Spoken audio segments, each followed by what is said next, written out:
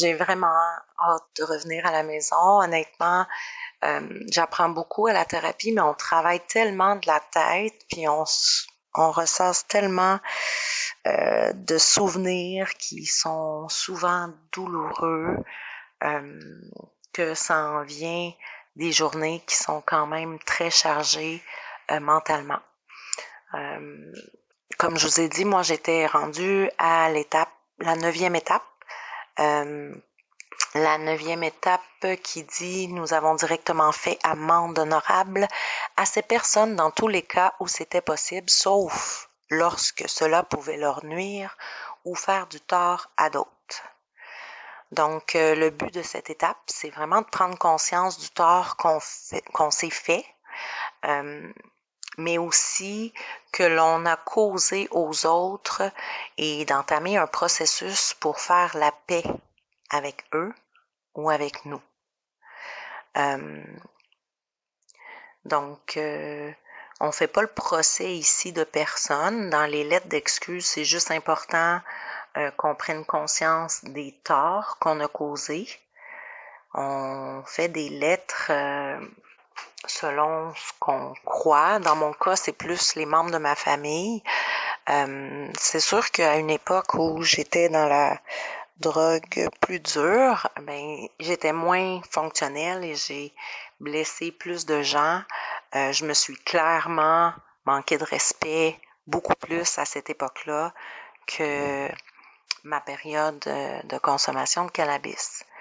Donc, c'est important pour moi de faire une lettre à mes enfants pour m'excuser de leur avoir fait subir mes comportements, ma consommation, de les avoir négligés à travers ça. Il y a aussi mon conjoint que j'ai lésé, que j'ai menti. Puis là, on parle pas de gros mensonges, mais clairement, j'ai pas tout le temps été honnête, croyant dans mes idées délirantes que lui-même euh, faisait partie, si on veut, d'un réseau qui, pour X raisons, m'ont amené vers lui. Dans tous les cas, je m'excusais surtout de pas lui avoir fait totalement confiance dès le départ. Mais moi, c'est un problème, hein, une difficulté vraiment que j'ai au niveau de la confiance. Et clairement, c'est quelque chose que je travaille ici. Je suis devenue de nature méfiante et ça, ben, c'est dû à toutes les trahisons que j'ai vécues dans le passé. Donc, je suis consciente que je dois travailler très fort là-dessus. Ici, ben, en faisant les lettres d'amende honorable, ben, on s'excuse, euh, mais aussi au-delà de ça, ce qu'on va faire, c'est qu'on va devoir euh, faire un inventaire complet de notre vie. Donc, dans mon cas, de 0 à 46 ans, tout ce qui s'est passé, tout ce que j'ai vécu, les trahisons, les abus, le fait d'avoir eu un enfant à l'adolescence, d'avoir été dans la drogue dure, d'avoir perdu la garde de mon enfant à l'époque, euh, d'avoir dansé, on s'entend, j'étais danseuse érotique, mais je me suis aussi manqué de respect dans le sens où je vendais mon corps, je consommais pour vendre mon corps, puis je vendais mon corps pour consommer, donc un gros cercle vicieux. Euh, Clairement, c'est toutes des choses que je vais avoir de la difficulté à... Parce qu'à la fin, ultimement, on va avoir la 5e étape qui se trouve à être celle où on se confie à une autre personne, puis qu'on parle de notre vie entièrement.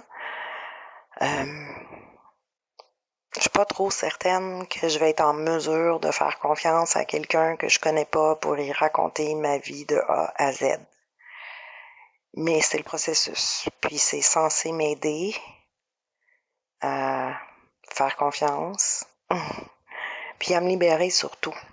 C'est ça le but, là. C'est de repartir d'ici légère, avec encore plus d'outils pour que je prenne d'autres solutions que la consommation de cannabis quand ça ira pas, quand je vais avoir des émotions trop fortes.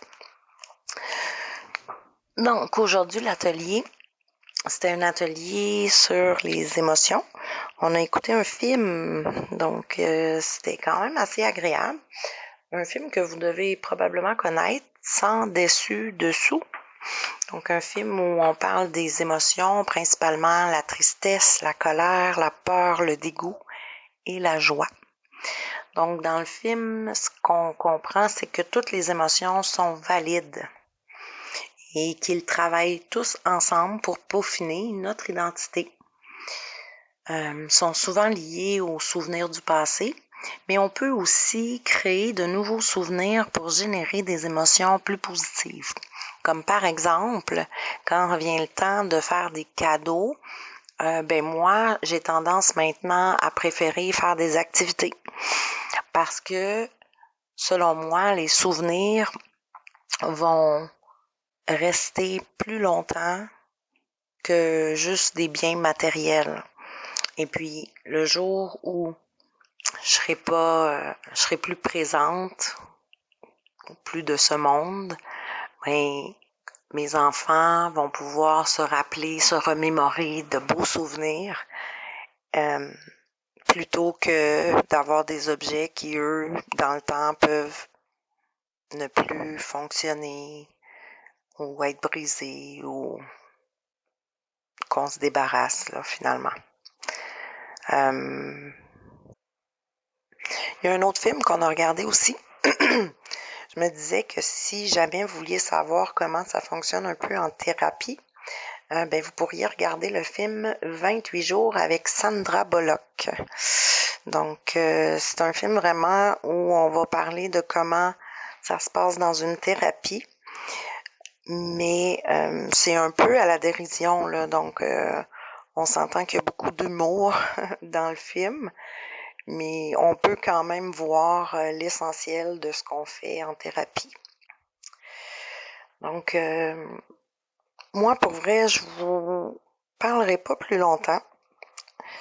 Je suis un peu fatiguée, il est 11h moins quart, et puis la semaine recommence demain, et j'ai une semaine chargée, donc je vais en profiter pour me reposer un peu.